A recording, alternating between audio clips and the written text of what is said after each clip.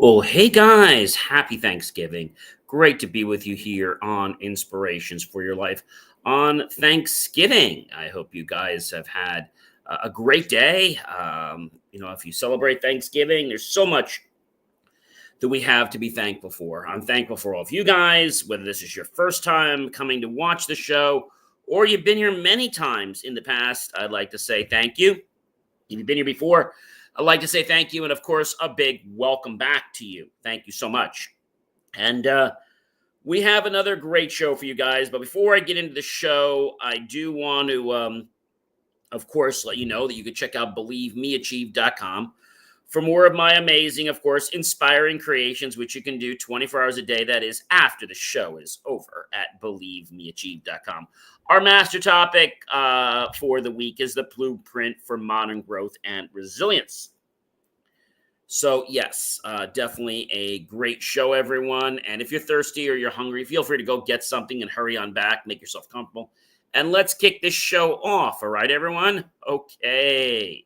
So, as I say to everyone here, again, a warm welcome to everyone. And, of course, a very big happy Thanksgiving to everyone that celebrates Thanksgiving. It is so great to be with everybody. So grateful for all of you that are here today. Thank you so much because we have a great show with you guys. So unstoppable growth starts with daily habits. And I'm John C. Morley, serial entrepreneur. I'm an engineer, marketing specialist, video producer, podcast host, coach, graduate student, and of course, a passionate lifelong learner. And on today's show, well, I've got a lot to share with you. I'm going to be sharing 30, let's say, ways we can hit creativity and innovation, some clever moves, and using digital productivity hacks you can start to use right now. So if you haven't guessed already, our granular topic for tonight is creativity and innovation. And so, yes, that's what this show is about tonight. And it is Series 4, Show 48, Episode number 6. And it's our Thanksgiving show. So I hope you guys didn't eat too much turkey, have too much pie. It's always one of those days, right? And usually people get tired. Today, I'm very grateful that I actually didn't get tired after eating the turkey. So that was really cool. All right, so let's kick right off. So number one is start a daily idea journal. It doesn't have to be anything big or complicated. It can just be whatever you have, something you can look at, something you can refer back to. Number two, guys, find inspiration outside your industry. A lot of people look for inspiration inside their industry thinking, this is the best place to do it. But I got to tell you, sometimes the best inspiration is found outside of what you see every day. And I think that's important because a lot of times our perception is only focused on our immediate circle. Number three, guys, try a new creative hobby monthly. What's that going to do? Well, that's going to open up perspectives for you so that you're going to be able to see new pathways and understand things that maybe you didn't understand before. So I think that's a very important thing to realize. And number four is no rules brainstorming time. So that's when you just sit and you brainstorm about whatever. I think that's an important thing to understand. I think when we can do these things, that's when the magic happens, okay? That's when the magic happens. And number five, guys, make cool things. No permission needed to make cool stuff. So you can make cool stuff every day. And again, be on track with what you want to do, what you want to get out of life. I think that's important. Number six, take a different route to work. You might say, John, what's this going to do? Well, you might see a different sign. You might be aware of different things. And that might spark some imagination that might have not gelled if you kept going the old way. So again, go a different way. You'll enjoy a different scenic route. You might get some other inspiration to some ideas that maybe would have never surfaced if you didn't go that way. Number seven, share your wildest idea. I think this is a really interesting one. So a lot of times we have these ideas, but we're afraid to share them. So again, I'm not saying to share it to the world. I'm saying to share it to people you know, like, and trust. That's important because, if the idea is not ready for the real world, well, then it shouldn't be shared with everybody, right? I think that's important to understand. So share your wildest idea and with someone you know, like, and trust. That's really important. Number 8, guys, ask an interesting question. And that question is, what if, regularly? What do you mean, John? What if? Well, what if we did this differently? What if we said this instead? What if I was over here? What if I read this book? What if maybe you went back to school like myself? What if I said yes to myself more often? What if? What if gets us to proverbially look at things the way they could be, but not the way they are right now? It gets us to creatively suppose a different outcome. Number 9, watch a documentary outside your comfort zone. So that could be anything. But when you do this, your mind is going to pay attention and you're going to gain some new insights to something maybe you wouldn't have gained before. Number 10. Number 10 is prototype before you understand it'll be perfect. I said to you guys before that we need to prototype stuff and we need to keeping on. This goes back to a very important story, which is about the little engine that could. You all remember that story. And the little engine that could just kept saying to itself, I think I can, I think I can, I think I can, I think I can. And one day, the engine was actually asked to pull basically a large line of freight. And another time, the engine was asked to pull people. And when that happened, and when the engine asked for help, nobody wanted to help the engine. But the engine stuck in there and did it. And people were very happy. Number 11, steal inspiration from nature. There's so many different things in nature, from things like Fibonacci patterns to the colors we see, to the shapes we see, to the sounds, to the patterns of things like waves. I don't know if you guys know this, but when a wave comes in, actually, as the wave's coming in, there's a circle that's actually going around. The energy is transferring as the wave is coming in. And then depending on whether the amplitude is high or low, the circle is either smaller or bigger. So that's a real cool thing to understand, that a lot of these things we didn't expect are in nature every single day. Number 12, mix old school with new tech. Mix what you've learned yesterday and add the new tech to it and see if it doesn't help you learn more, see if it doesn't give a different spin or give you another what if answer. Number 13, say yes to a creative collaboration. So maybe the collaboration is something that maybe you're scared about, but say yes to it. Number 14, use things on the go. When we use things on the go, our brain is being fired to do stuff. But if we don't do that, then our brain just kind of like gets out of rhythm. Number 15, guys, start a failure wall. What the heck is that? Something just for fun. A failure wall is a place where you can put your failures, but then you can go back and you can retool those and you can use them as lessons and you can turn them into successes. I think that's a very important thing, but a lot of people don't really understand or get that. I think it's important that we understand, why that happens. And it happens because when we've done something and we're not done with it yet, okay, and we still see it in our mind's eye, we want to go back and fix that, right? Maybe not today, maybe not tomorrow, but when we see that failure, well, we don't want failures to stay failures. We want them to change into things that could become very creative and help us reach goals. Number 17, remix your past work. Sometimes we're doing stuff and it doesn't make sense, but when we choose to remix the concepts with other things, that's when light bulbs start to turn on. Okay, light bulbs come on, and we start to realize, well, wait, what if I did this? And that's the whole question. What if this? What if that? What if this situation, right? What ifs allow us to answer those kinds of questions.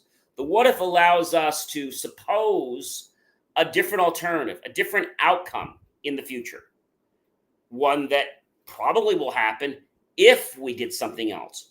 What if I said this? What if I showed up extra early? What if I read a book every week?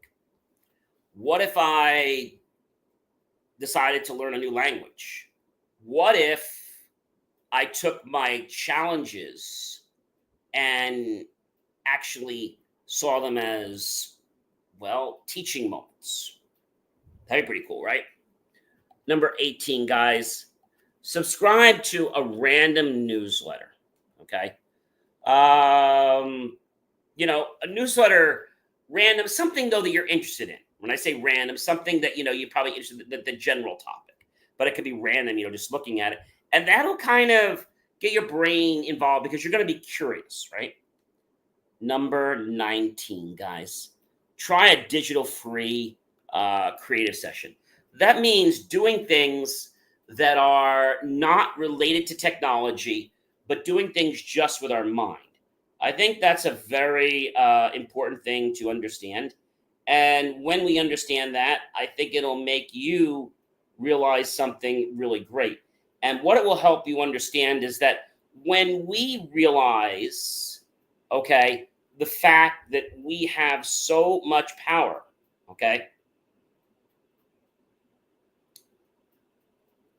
I think most people just don't really get the fact that we can do stuff without technology. Now, I'm not saying to never use technology, but I'm saying if we use our mind, if we use the world, if we use nature, if we use others, we can start to harness some creative energy that maybe wasn't present before.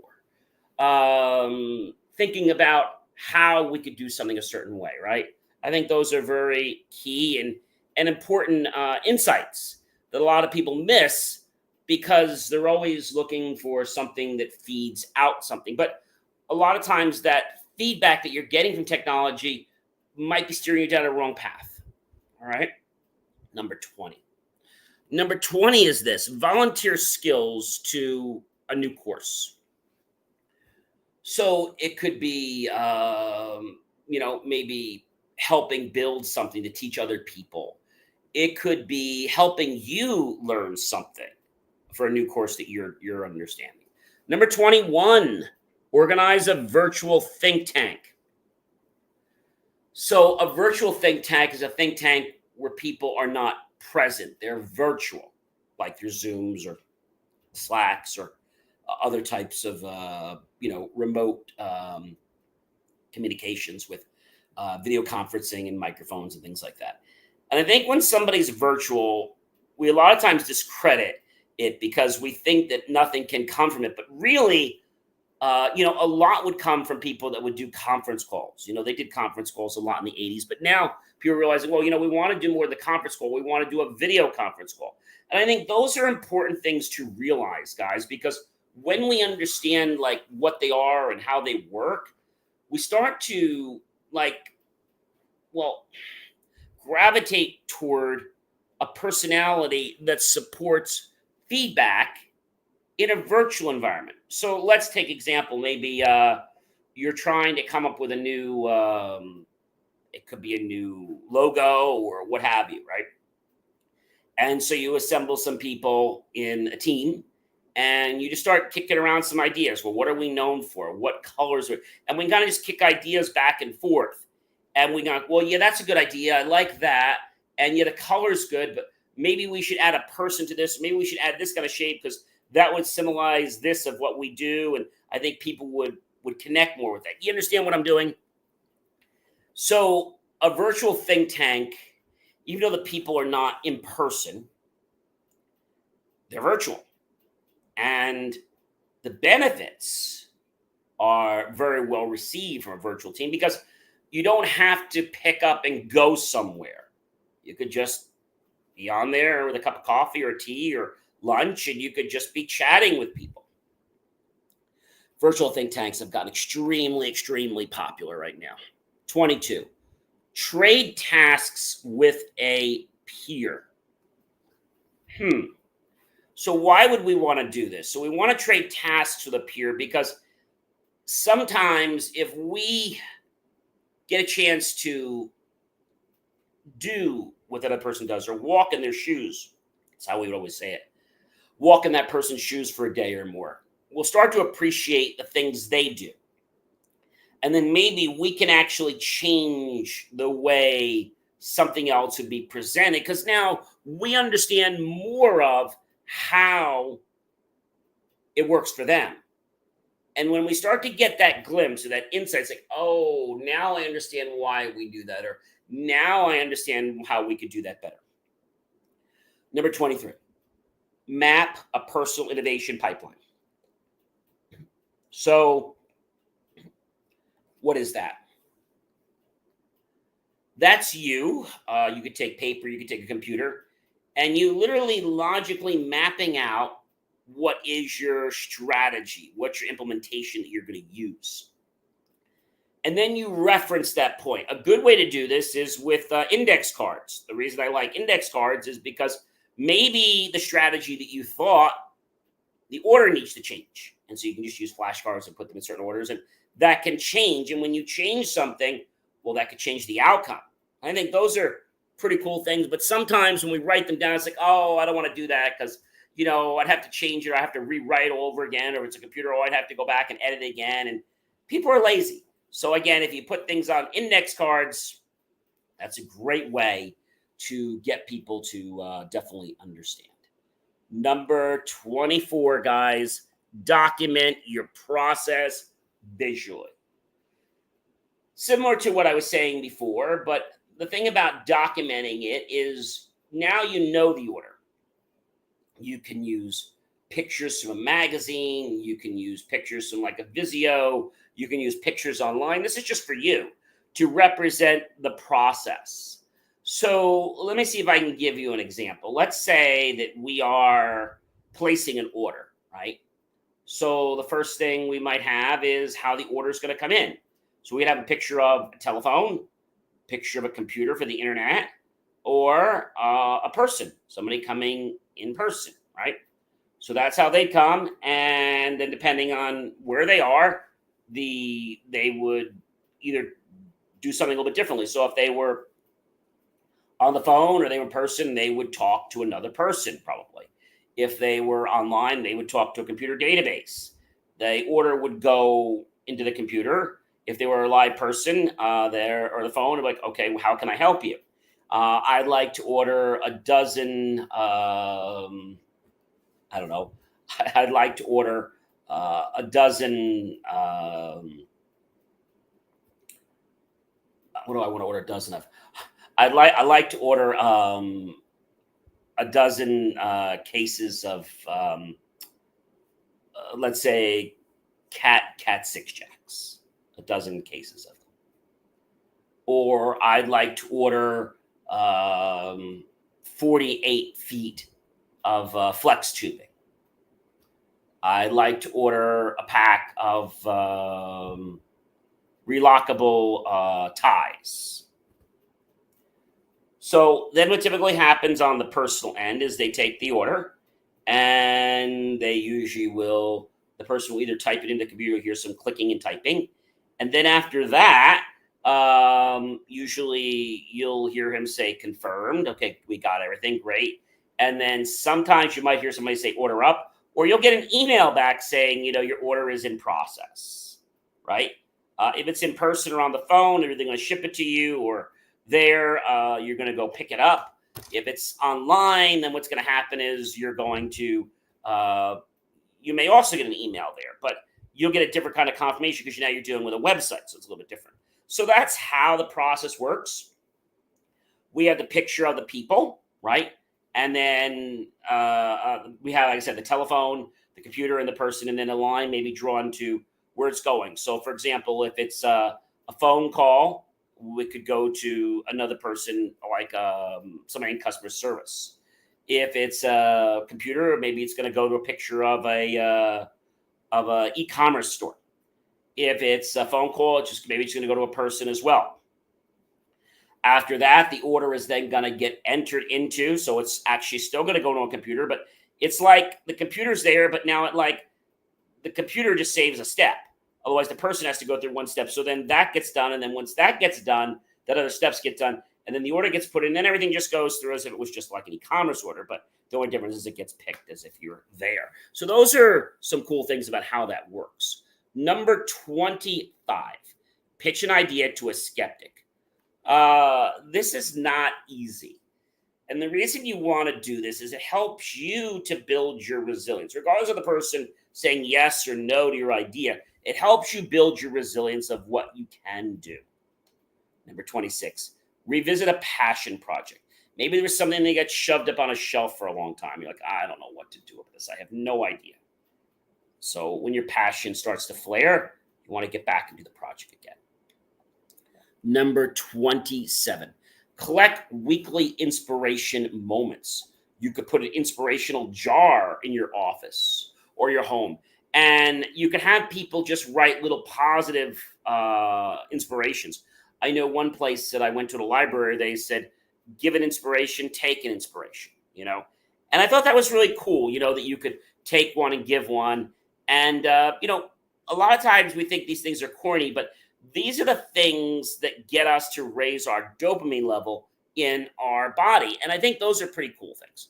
Number 28, learn a new creative tool each month. That could be anything from a process you're working on. That could be a new language. Could be a lot of different things.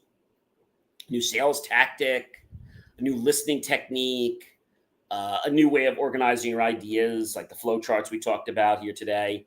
Number 29, challenge a friend to a creative duel. Now, you're not doing this to be nasty to him or her. You're doing this to create some insight, to get them to think, to get you to think. We call it devil's advocate. So if everybody just agreed with everything you said, right, that'd be great. But then there are going to be people that are not going to agree with you. So by you being devil's advocate, now you're ready for the person that says, oh, well, that's too much money. And then you can come back and say something now that you're prepared. I understand where you're coming from. And I thought the same thing when I first heard about the product. And then when I had a chance to look at it and actually play with it and see that it actually, once I was learning more about it, that it actually saved me almost 100% of the expense within, I'm going to say, 3 months. So those are the kind of ideas that happen. And as we get to adopt to them, then we start to appreciate things like how things are done or how things are not done. I think those are important things to understand. Number 30, guys, post work in progress publicly. So why do you do this? You do this to let people know that the job is not complete, but this is the status of it. Like, we are currently digging the pool hole, or we are currently waiting for our inspection, or we are currently finishing up the electrical work, or we're currently finishing up the plumbing work, or we're currently awaiting our inspection, or we are done with all of our rough plumbing and electrical, and we're waiting for the tile to arrive. Whatever it is, maybe it's a sales process. Okay, so we are already in the process of gathering our perspectives, and now we're going to go ahead and send the first touch campaign, which is an email. Then we're going to make a phone call. So we can make this, when we say publicly doesn't necessarily mean the people outside of the organization. It could be, depending on what the project is, but it could also be internally, so the people inside the project understand what the project is and where it's going. I think communication becomes really important regardless of what you're doing. The communication allows people to realize that progress is being made. I think that's a really important one. So digital productivity and life hacks. And I think that's important, guys. Customizing your workspace for flow, shortcutting frequent tasks, automating one repetitive job, using voice commands like do not disturb, focus window sessions like the Pomodoro sessions, weekly cleanup of your desktop, try split screens. I think you'll find that'll be very productive for you. Use sticky notes for urgent messages. Color code your calendar. This is a great way to track things. Track and optimize screen time. Batch notify of different things that are coming up. Use Cloud Docs if you want. Try new productivity apps, as I said, monthly. Set timers for your mundane tasks. And unsubscribe from useless emails. Create keyboard shortcuts. One-click data backup. Use dark mode. 2-minute morning setup ritual, which is great to do. Maybe it's a thank you, a gratitude routine. Organize bookmarks by project. Auto respond when off duty by using autoresponders. Chargers at every workstation can save time and effort, right? Keeping people more productive.